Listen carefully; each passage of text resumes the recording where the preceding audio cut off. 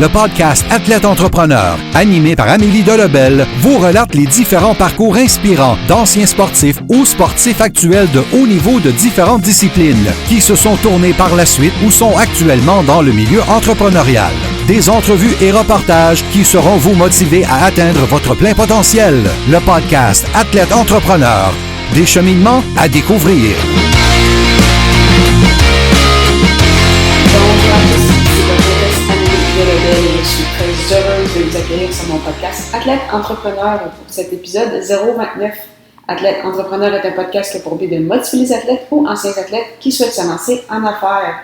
Pour cet épisode, j'ai décidé de vous en apprendre un peu plus sur Maria Sharapova, la joueuse de tennis russe qui est résidente américaine depuis 1994, alors qu'elle était âgée de 7 ans, a débuté sa carrière professionnelle sur les circuits de la WTA en 2001.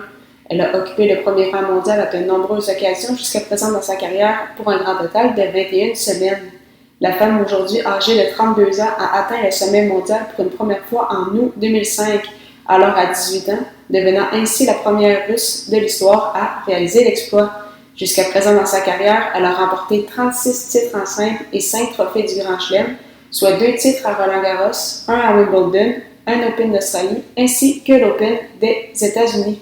Seulement Serena Williams ainsi que sa sœur Venus ont fait mieux qu'elle parmi les joueuses toujours actives.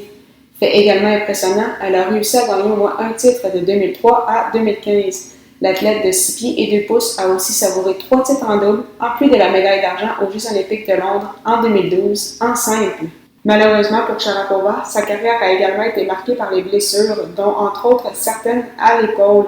Également, le 26 janvier 2016, elle a été testée positive au meldonium, un médicament qui avait été mis sur la liste des substances interdites par l'agence antidopage quelques semaines auparavant, soit le 1er janvier 2016. Au départ, sa sentence était une suspension de 24 mois, mais elle a finalement été réduite à 15, commençant la journée où elle a été testée positive, donc le 26 janvier 2016. Sharapova était donc de retour sur les terrains de tennis en avril 2017 et a remporté un premier titre en 2 ans lors du tournoi de Tianjin présenté en Chine en octobre. Au tout début de 2019, elle a disputé son 800e match de carrière en simple, qui se trouvait à être le match de première ronde du tournoi de Shenzhen en Chine, qu'elle a remporté.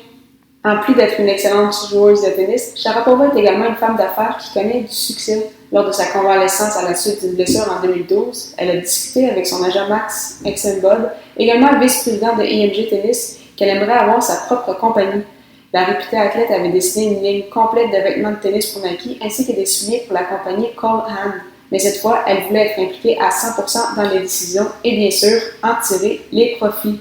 C'est en discutant avec Jeff Rubin, le cofondateur de Darling's Candy Bar, une chaîne mondiale de magasins de bonbons, que l'idée de Sharapova est venue. Au départ, Rubin voulait que Sharapova soit une de ses partenaires pour ouvrir une nouvelle chaîne nommée It Sugar. Finalement, voulant recréer les bonbons selon les souvenirs de son enfance, particulièrement la cuisine de sa grand-mère en Russie, la Russe s'est lancée dans cette aventure de Sharapova avec Exenbod. Ayant fait des recherches au préalable, Sharapova avait vu que cette industrie allait atteindre les 20 milliards de dollars d'ici 2025, et ce, même si nous sommes de plus en plus conscients de ce qui est bon et moins bon pour notre santé.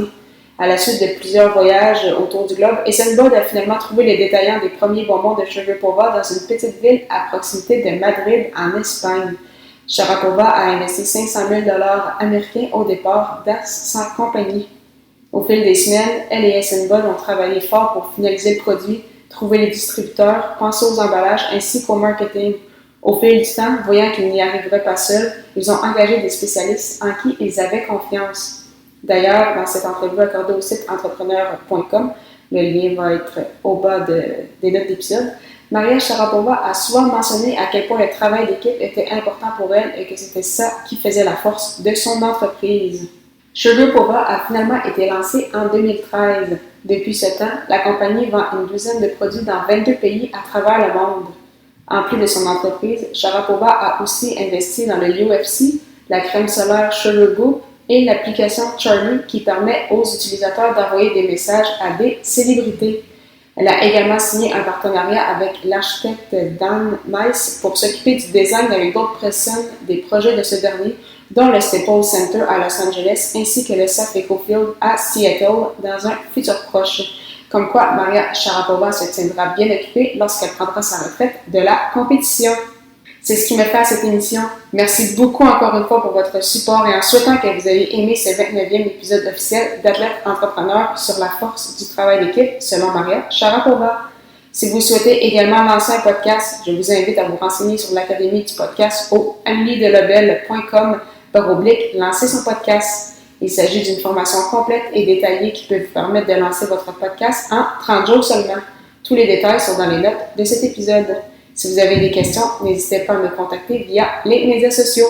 À la semaine prochaine pour une autre émission.